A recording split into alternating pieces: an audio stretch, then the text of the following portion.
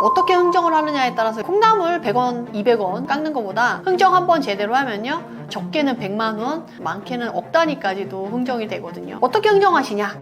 사람이 무조건 지는 게임이에요. 이재명 정부 들어서 지금 부동산 시장의 에너지가 크지 않아요. 단기간에 막 급등할 수는 있지만 그 단기간 내에 판다? 불가능해요. 1년 내에 팔면 양도소득세가 77%예요. 그러면 앞으로 집값 상승은 핵심 지역만 있을 건데 어떻게 되냐라고 하시는데,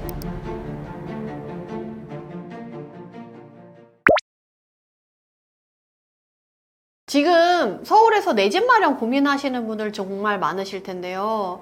도대체 최소한 얼마가 있어야 지금 내 집 마련 가능한가 고민이 좀 많으실 것 같아요. 지금 당장 내가 보고 있는 집을 사도 되나? 안 사도 되나? 결국 이 고민인데, 이 고민을 하시는 분들은 대부분 밑바탕에 어떤 게 깔려 있냐면, 내가 내 집 마련해서 거주도 편하게 하고 싶지만 나중에 이사를 하려고 했을 때 이 집이 조금 더 내가 산 가격보다 높은 가격에 거래가 돼서 이후에 상급지로 이사할 때 추가적으로 더 추가해야 되는 금액이 좀 적었으면 좋겠다라는 바람을 하게 돼요. 그리고 내가 집을 사자마자 집값이 떨어진다.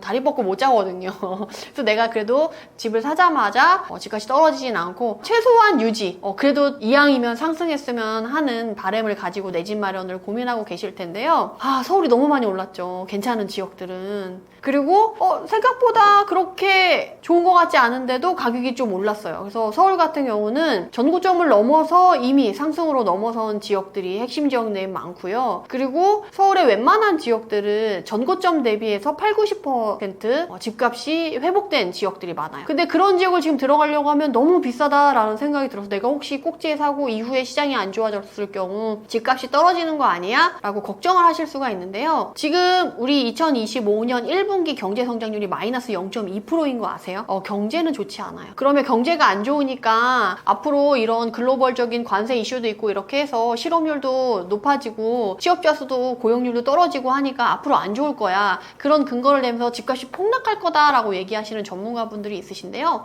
이분들한테도 조금 더 들어가서 얘기를 하면 핵심 지역에 있는 지역과 단지들은 가격이 빠지지 않을 거다라고 얘기를 해요. 그게 이미 지금 우리나라의 집값 구조상 변할 수 없는 부분이에요. 절대인구 감소, 초양극화, 그리고 세금적인 규제, 이 세 가지가 맞물려 있으면서 똘똘한 채로 갈 수밖에 없는 상황이 됐고, 수요가 그쪽으로 몰릴 수밖에 없는 상황에서 지금 핵심 지역은 너무 비싼 게 맞아요. 그래서 저는 핵심 지역의 신축 단지 같은 경우 지금 최고가를 찍어서 여러분들에게 사라고 하는 건 권유하고 싶지 않아요. 절대 그건 권유하고 싶진 않은데, 문제는 뭐냐라고 하면, 그러면 앞으로 집값 상승은 그런 핵심 지역만 있을 건데, 그런 핵심 지역이 지금 너무 높아져 있고 내가 지금 사게 되면 신고가를 찍어주는 상황이 될 텐데 어떻게 되냐라고 하시는데, 최고의 핵심 지역의 신축이면서 최고가를 찍었던 단지들은 조금 이후에 나타날 변수들의 중간에 출렁출렁하면서 흔들림이 있을 수 있거든요. 그래서 저는 차라리 내가 신고가를 찍어주기보다는 좀 장기적으로 길게 봐서 출렁임이 있을 때, 변수가 발생했을 때, 이후에 변수가 발생할 가능성이 너무 높잖아요. 글로벌적인 이슈라던가 대내적으로 이제 대통령이 새로 당선이 되면서 부동산 정책이 새로 발표가 되면서 많은 변수들이 생길 수 있는 가능성이 있기 때문에 조금 장기적으로 보는 게 좋겠고, 너무 비싼 지역 말고요. 그러니까 23년도, 24년도에는 20억, 30억짜리 단지들이 많이 올랐고 거래도 많이 되고 신고가를 찍어줬어요. 그리고 전고점을 넘어서서 이제 상승으로 가는 거죠.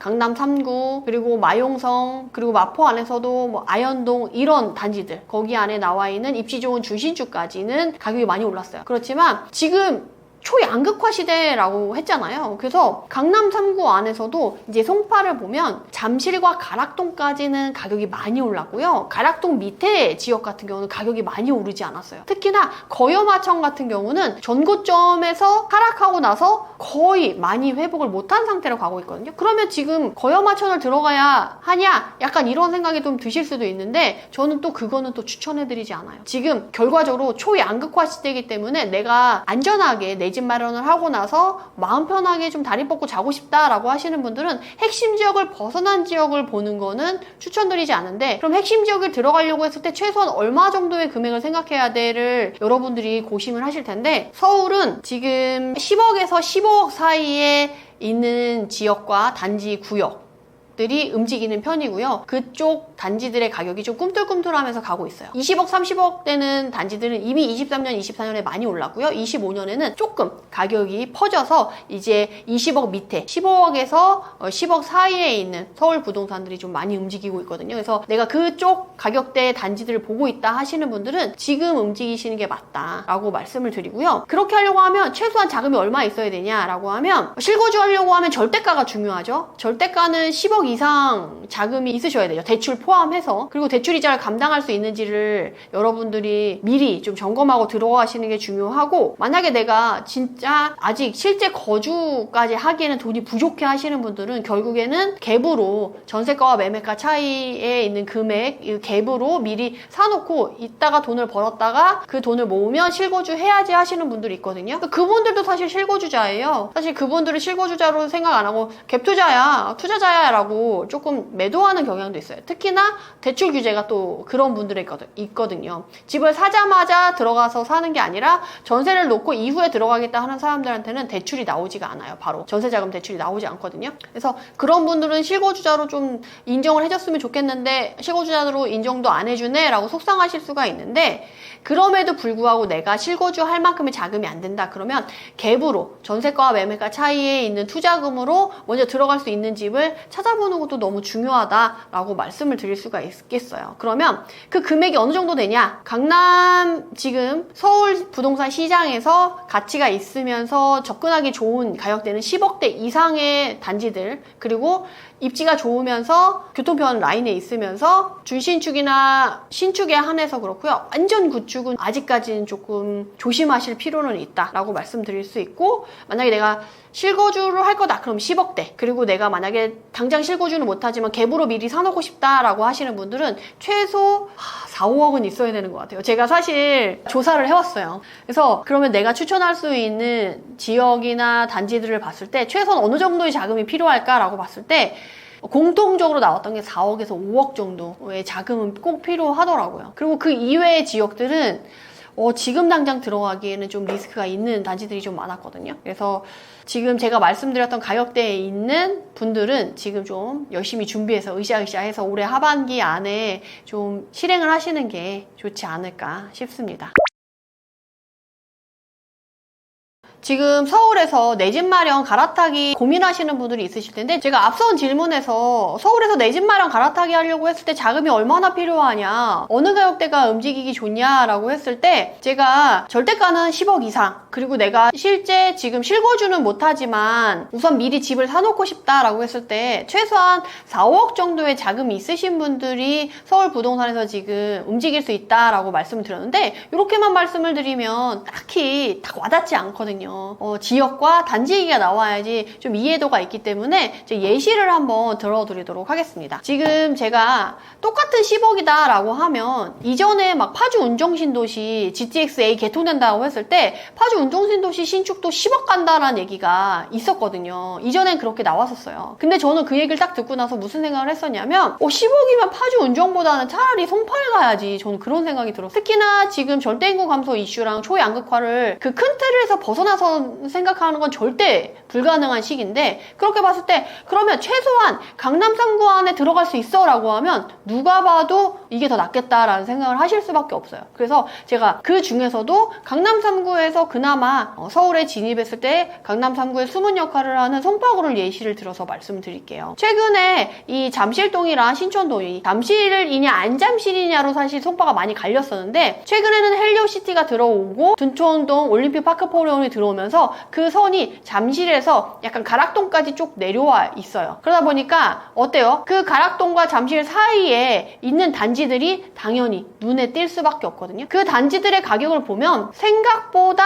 그렇게 비싸지 않아요. 물론 헬리오시티 20억, 잠실 막 20억, 30억 이렇게 나오는데 여기는 10억대 단지들이 꽤 아직도 남아있거든요. 그러니까 저는 이후에 올림픽 파크 포레온 들어가고 그 옆에 있는 이 올림픽 기자선수촌이 개발이 된다라고 하면 장기적으로는 이제 여기도 18년 차가 가기 때문에 이제 신축이 몰려서 개발이 되는 원래 송파의 부촌인 올림픽 공원을 싸고 있는 단지들 주변으로 급지가 재편성될 수 있다라고 보거든요. 그래서 그 급지가 이제 가락동까지 내려왔을 때 그 중간에 위치한 여기 단지들, 이 구역들이 상당히 좀 좋다라고 보여져요. 여기에서 보면 지금 10억대 전후로 돼 있거나 아니면 15억 전후로 형성된 단지들이 많은데 여기 안에서 이제 평형을 작게 가져가거나 적절히 단지들을 옮겨 타면서 여러분들이 여기서 내 집 마련이나 갈아타기를 고민해봐도 나쁘지 않지 않겠나, 저는 약간 이런 생각이 들더라고요. 그래서 지금 10억대 이상 15억 전후로 보고 계신다면 레미안 송파파인탁 같은 경우 여기 안에서는 약간 준신축 단지로 선호도가 높은 단지 중에 하나예요. 그래서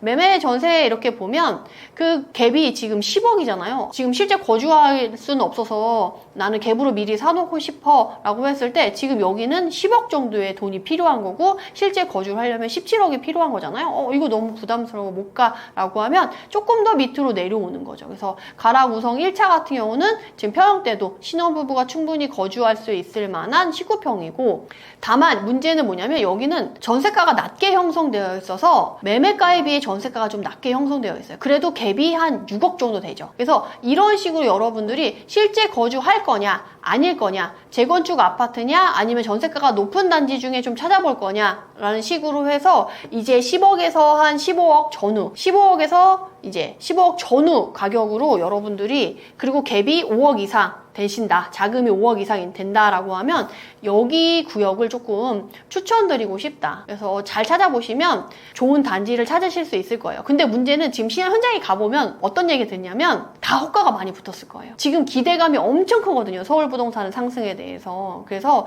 지금 이 호가를 붙여서 내가 그러면 따라가서 타야 되냐, 사야 되냐라고 했을 때 저는 그건 아니라고 봐요. 이후에 충분히 변수가 있을 거다라고 했잖아요. 그래서 그 변수에 활용해서 출렁임이 있을 때 들어가면 되거든요. 그리고 개인적으로 개인 사정으로 인해서 뭐 양도세 때문에, 세금적인 문제 때문에 호가보다 조금 낮은 가격으로 급매로 나오는 단지들이 중간중간에 톡톡 튀어나올 수가 있거든요. 그래서 실제로 내 집 마련하거나 갈아타기 하시려고 매물을 알아보시는 분들 중에 대부분이 지금 나 집 살 거야 하고 딱 나가서 나와 있는 매물 중에 고르실 수가 있는데요. 그렇게 하지 마시고 최소한 2, 3개월 정도는 매물 추이를 지켜보면서 내가 원하는 조건에 맞는 물건이 나올 때까지 기다려보시는 것도 너무 좋아요. 그래서 여러분들에게 그거 추천을 드리면서 여기 추천 구역 이렇게 하나 말씀드리도록 하겠습니다.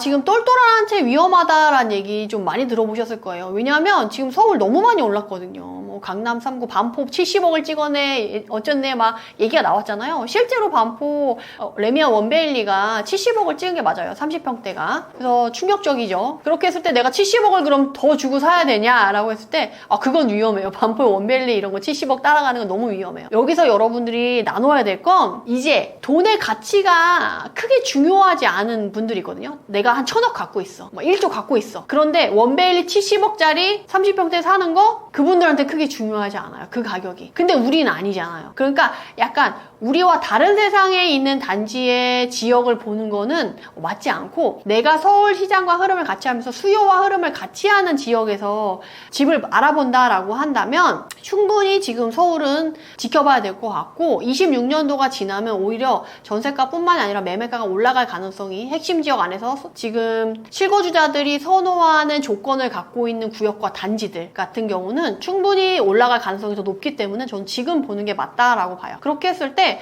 지금 그러면 서울시장과 흐름을 같이 하고, 그리고 실수요자들이 선택하는 단지들, 지역들, 구역들은 어디냐라고 했을 때 첫 번째가요, 지금 하락을 겪고 상승하는 와중에 가장 사람들의 하방 압력을 덜 받으면서 회복이 됐을 때도 속도가 빠르게 회복했었던 단지, 그리고 가격이 많이 올랐던 단지들은요, 첫 번째 직주 근접. 직주 근접이 안 돼. 그러면 교통 편의성, 교통이 좋아서 출퇴근하기 너무 좋아 라고 하는 지역. 그리고 세 번째 역세권, 그리고 네 번째 신축. 물론 얼죽신이라고 해서 신축이면 다 갔던 시기가 있었어요. 근데 그거는 아주 짧고요. 그 이후에 신축 중에서도 오히려 가격이 떨어지고 지금 안 좋은 데가 있어요. 그래서 이전에 얼죽신 트렌드가 막 올라왔을 때 나홀로 아파트나 입지가 떨어지는 그냥 신축만 보고 가셨던 분들은 지금 가격이 좀 떨어져서 힘들어 하시는 분들이 꽤 되시거든요. 그래서 이후에 물론 신축 트렌드가 계속 갈 가능성이 있지만 이제는 신축 중에서도 입지를 나눠서 충분히 가치가 있는 단지들만 계속 갈 수 있기 때문에 그거를 알아보는 게 너무 중요하다. 그래서 똘똘한 한 채가 위험하다라고 하지만 그 똘똘한 한 채 안에서도요, 어나더 레벨로 정말 큰 부를 갖고 있는 재벌가 들이 보는 단지 빼고는요, 나머지 지역들은 흐름을 같이 해서 갈 텐데 그런 흐름을 같이 하는 지역과 단지들은 이후에 서울은 3년 동안의 공급 부족이 이미 명확하게 나와 있기 때문에 가격이 상승할 가능성이 있다. 다만 한 번도 흔들리지 않고 쭉 계속 오르냐라고 하면 그거는 아니다라는 거예요. 그렇기 때문에 이후에 변수가 충분히 많을 수 있기 때문에 출렁임이 있을 때 시장을 계속 보면서 그 타이밍을 잡아서 들어가는 게 무엇보다 중요하다라고 말씀드릴 수가 있겠어요. 그래서 내가 보면 뭘 알아 막 이렇게 생각하실 분들이 계시거든요. 근데 저는 돈이 없어, 그리고 내가 잘 몰라, 그러면 저는 시간과 노력을 갈아 넣어야 된다고 생각하거든요. 돈 대신에 내 시간과 노력을 들여서 돈을 조금이라도 세이브하고 내 자산을 지킬 수 있다라고 하면 충분히 하실 수 있지 않나요? 그리고 내가 관심 있는 단지에 모니터링을 정말 매일매일 못 가죠. 그렇게 가라고도 안 해요. 그래서 만약에 시장의 움직임이 빠르지 않다 그러면 뭐 2, 3개월에 한 번씩 확인하셔도 되고요. 시장의 흐름이 조금 가격이 올라가지 않고 주춤하다가 올라가려고 한다, 그리고 최근에 좀 거래가 활성화된다라고 하면 이제 한 달에 한 번씩, 또는 내가 진짜 당장 실행을 할 거야 라고 하면 이제 주 단위로 모니터링을 하라고 말씀드려요. 그렇게 했을 때 내가 잘해서 1, 2억 아낄 수 있다. 그러면 여러분들 안 하실 건가요? 다들 하실 거잖아요. 그 정도 노력은. 그리고 난 전문가가 아니라서 몰라 라고 생각하실 게 아니라요, 내 집 하나만 하면 되기 때문에 그 집 하나만 보면 되기 때문에 여러분들이 전문가처럼 그렇게 많은 지식이 필요하지도 않아요. 특히나 이번에 최근 1, 2년간에 돈을 버신 분들은 다 실거주자들이에요. 다주택자들은 다 규제에 묶여가지고 움직이지도 못했어요. 이전에 제가 보여드렸던 그 송파의 잠실 같은 경우는, 잠실에 이제 대장 아파트가 엘리트잖아요. 엘스 리센츠 트리지움인데 그 중에 리센츠 같은 경우는 2022년 하반기에 18억이었거든요. 30평대가. 지금 30억이에요. 근데 그 18억에 산 사람이 누구냐 하면 전문가거나 고수이거나 투자자가 아니고요, 실거주자였어요. 거기에 전세 사시는 분들, 거기 전세 오래 사셨던 분들이 집값이 막 떨어지고 자이언트 스텝 밟으면서 금리 올라간다라고 해도 여기 이 집이 18억 밑으로는 절대 안 떨어지지, 그럴 리가 없어, 더 떨어져도 그 정도는 내가 감당할 수 있어 라고 전세 살면서 이 단지에 대해 관심을 꾸준히 가지고 가격에 대한 확신을 갖고 있는 사람들이 그 18억의 가격을 샀거든요. 그분은 딱 두 분이었어요. 내가 그 행운의 2명 안에 들어가고 싶다라고 하면 그만큼의 노력을 들이시라는 거예요. 그래서 그 가격에 확신을 가질 수 있게 준비를 하시고, 여러분들이 이 똘똘한 채 위험하다라는 이 말에 매몰돼서 아무것도 안 하고 그냥 텔레비만 보고 핸드폰만 보면서 시간을 보내시지는 않으셨으면 좋겠다라고 말씀드릴 수가 있겠습니다. 서울에서 부동산 매매하실 때 첫 번째, 세금. 중요해요. 무주택자든 1주택자든 다주택자든 중요한 게 세금적인 부분이 앞으로 어떻게 부과될지는 정확하게 알 수가 없거든요. 그래서 무주택자나 1주택자는 뭐 내 집 하나인데 뭐 세금 걱정할 필요 있어 라고 생각할 수가 있는데, 세금이 재산세도 내고요, 기본적으로 내야 될 세금들이 있어요. 그래서 가치가 없는 부동산을 보유했을 시 오히려 집값이 떨어지게 되면 세금을 조금 내더라도 오히려 세금을 많이 내는 것과 같은 효과가 날 수가 있거든요. 그러니까 세금적인 부분과 함께 가치 있는 부동산을 사야 된다라는 거를 말씀을 드리고, 그것과 함께 매매를 하게 되면 필연적으로 필요 비용이 발생할 수밖에 없어요. 취등록세라던가 부동산 중개비라던가 이렇게 들어가는, 기본적으로 들어가는 비용이 있는데, 특히나 서울 부동산을 사게 되면 거의 10억 이상이 될 가능성이 높잖아요. 그러면 중개비나 이사비나 그리고 취등록세만 해도 몇백, 몇천이 당연히 들어가게 돼요. 그렇기 때문에 내가 매매를 할 때 빈번하게 거래하지 않겠다라는 생각을 가지고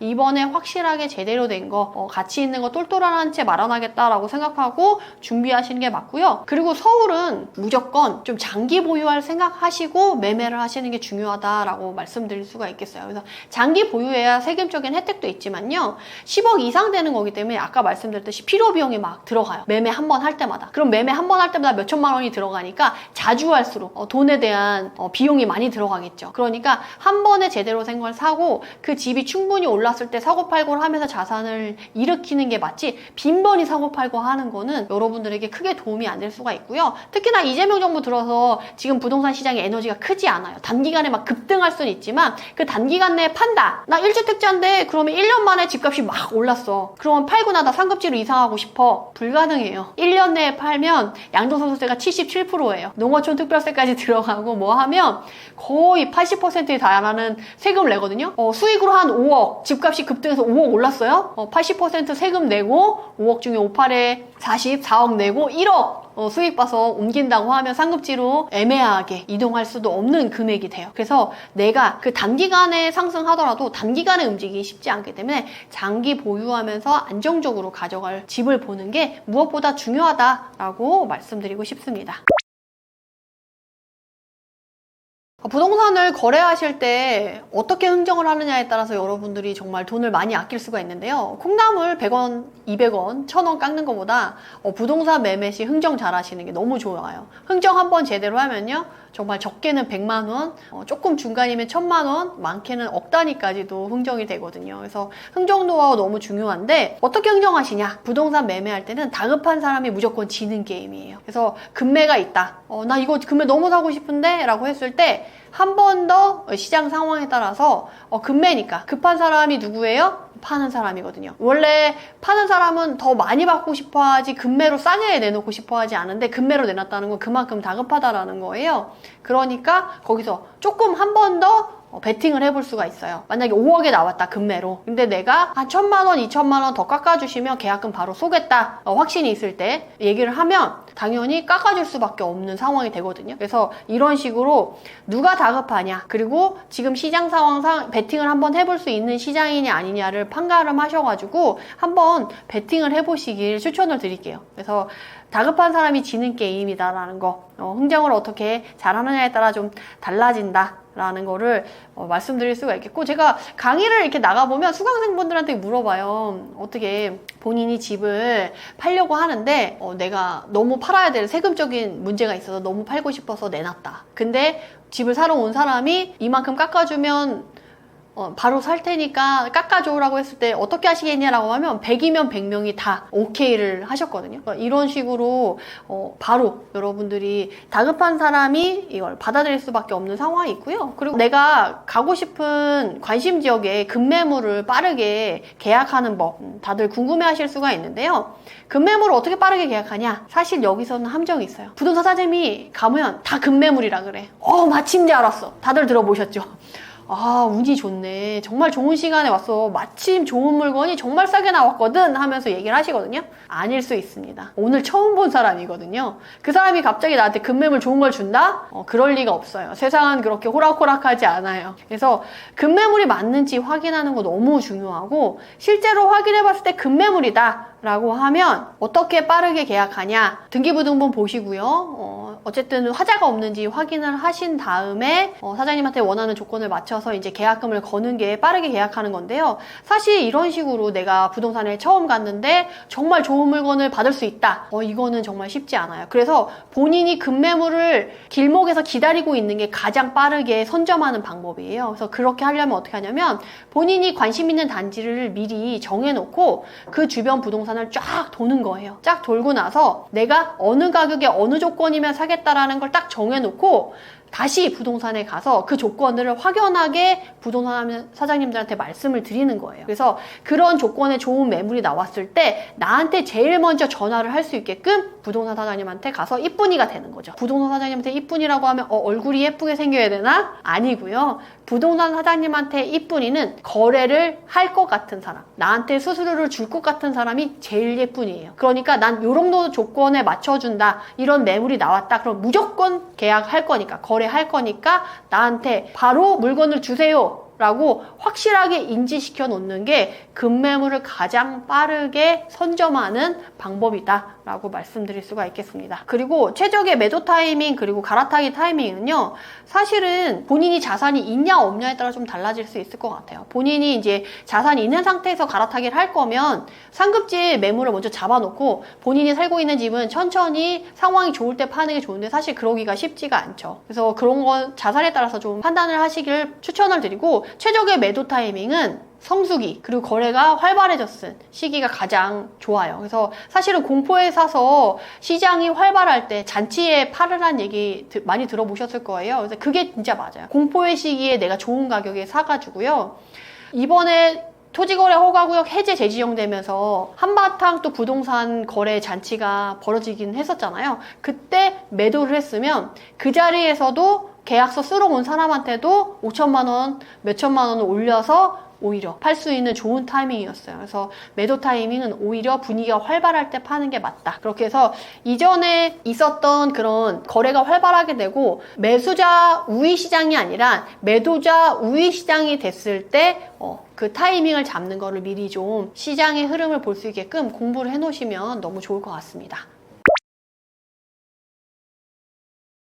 이제 대선이 끝나고 이재명 대통령이 당선되고 나서 앞으로 어떻게 부동산이 갈까 궁금하신 분들 많으실 텐데요. 굳이 두려움과 불안함을 키우실 필요는 없고요. 본인이 준비한 대로 가시면 좋을 것 같아요. 사실 지금 스트레스성 DSR 3단계가 7월부터 시작된다라고 해가지고 지금 마음 조급하신 분들 되게 많으신 걸로 알고 있고, 서울 집값 너무 많이 올라갔는데 난 너무 늦은 거 아닌가? 이러다 내 집 마련 못할 것 같아 라고 해서 마음이 조급해지시는 분들 많으실 텐데요. 지금 부동산 시장의 흐름 그렇게 빠른 거 아니에요. 지금부터 차근차근 준비하셔가지고 열심히 가시면 좋겠고요. 그렇게 했을 때 내가 기회를 찾으려고 한다라고 하면 부동산 시장의 흐름 그리고 지역에 대해서 얼마나 아느냐가 큰 힘이 되실 수가 있거든요. 정말 아는 것이 힘이다 아니고 아는 것이 돈이다 라고 말씀드릴 수가 있는데, 그러니까 떠먹여주는 TV에서 말씀드리는 내용도 숙지해 보시고요. 추가로도 더 깊이 있고 더 넓은 지역을 다양하게 알고 싶다 하시는 분들은 이 메디테라의 힐링 재테크 저 채널도 있으니까 저희 채널 오셔서